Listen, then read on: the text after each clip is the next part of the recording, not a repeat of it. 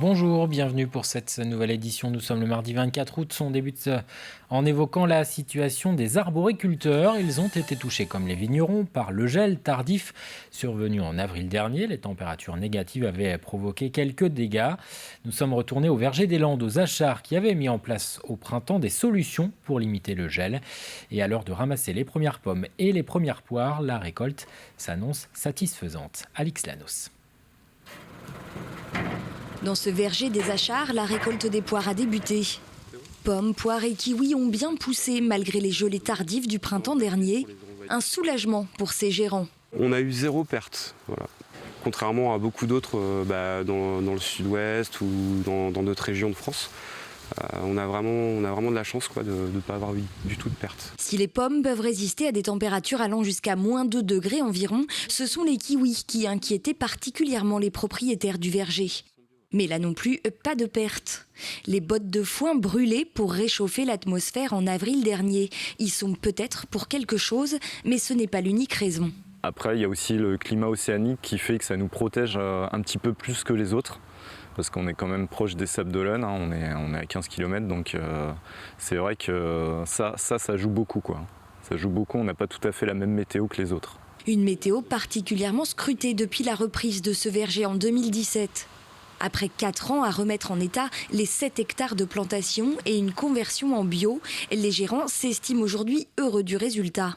Alors on espère toujours mieux, mais pour une première année en bio, après la conversion, on est très content en fait du résultat. On attend de récolter pour voir un petit peu le volume. Après on a un petit peu de casse à cause de l'humidité qu'il y a eu cet été, donc ça crée de la tablure et sur certaines variétés, mais en majorité on est plutôt content.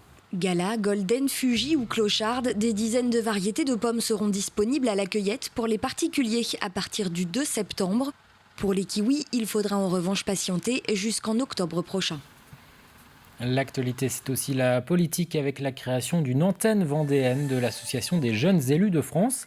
Il s'agit d'un collectif qui regroupe des jeunes de moins de 30 ans de toutes tendances politiques et qui dispose d'un mandat municipal, départemental, régional ou national. L'association existe déjà dans plusieurs régions françaises et poursuit différents objectifs. Écoutez. L'association va travailler sur 3 axes principalement.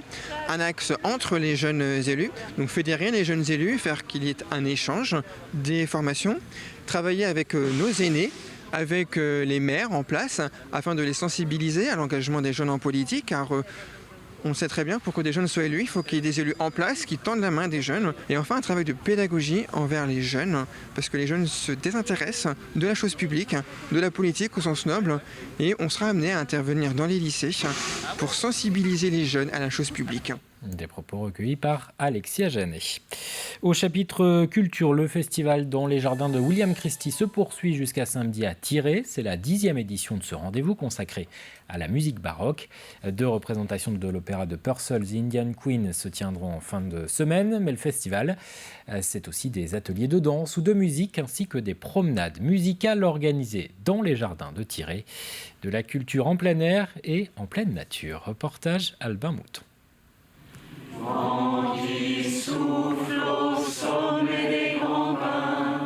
Comme chaque début d'après-midi pendant le festival, Sophie Danman initie une vingtaine de personnes à la musique baroque, accompagnée de quelques musiciens et dans un cadre presque idyllique. C'est un moment de bonheur en fait, parce que c'est décontracté, c'est entre nous, il n'y a pas de pression, on profite de tous les grands musiciens qui sont là pour jouer dans le festival, pour leur prendre pour les ateliers.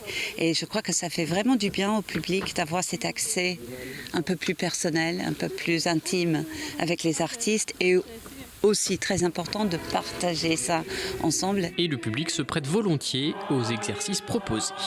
Non, c'était pas difficile. Après, est-ce qu'on a été à la hauteur? Je ne sais pas, mais c'est très enrichissant. Je viens depuis très longtemps déjà au festival des jardins de William Christie. Et puis là, mes petits-enfants devenant un peu plus grands et étant là pendant cette période de fin août, j'ai pensé que c'était très bien qu'ils puissent venir. Allons dans le grand vent. Très bien. bien, super, c'est super. Un moment privilégié pour les participants comme les artistes après de nombreux mois difficiles en raison de la crise sanitaire. Absolument, on a tous senti ce manque terrible, ces moments arides de priver de la musique. Et ça, vraiment, de se retrouver là dans les ateliers, c'est vraiment une façon de vraiment se rassembler